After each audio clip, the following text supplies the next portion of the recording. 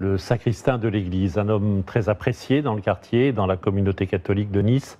C'est lui qui ouvrait les portes de l'église chaque matin. À Saint-Étienne-de-Tinée, sa commune d'origine, dans l'arrière-pays niçois, les habitants ont accueilli la nouvelle avec, on imagine, une immense tristesse. Anouchka Fieler et Christophe Tapoli sont allés à leur rencontre ce matin. Dans le village de Saint-Étienne-de-Tinée aujourd'hui, c'est la consternation. Quelque chose qui ne devrait pas exister. Franchement, c'est horrible. Il n'y a pas de mots. C'est un moment très difficile à vivre. C'est très, très douloureux. Quand on vit ici, on est relativement préservé et tout. Et quand on apprend tout ce genre de choses, ça fait peur, quoi. Et puis, comment réagir à ça?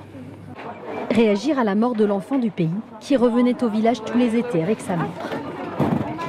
C'est toujours connu, quoi. Et puis on se voit l'été quand elle monte avec ses petits-enfants, avec lui d'ailleurs. Quand j'ai vu sa photo, oh là là, oui, ça m'a...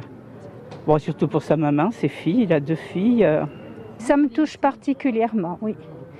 J'ai beaucoup de peine. Et puis Vincent, il a été baptisé dans l'église paroissiale, aux fonds baptismaux qui sont au fond de l'église. Dans cette église surveillée aujourd'hui par des gendarmes armés, les pensées des fidèles étaient toutes tournées vers le sacristain assassiné. Il était très dévoué, très très compétent.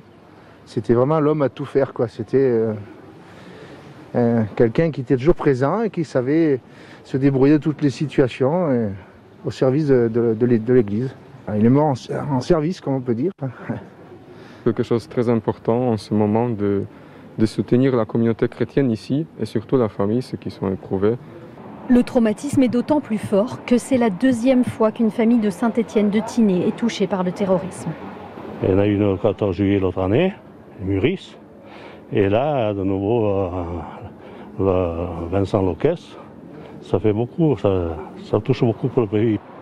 Vincent Loquès devait fêter son anniversaire aujourd'hui. Il aurait eu 55 ans.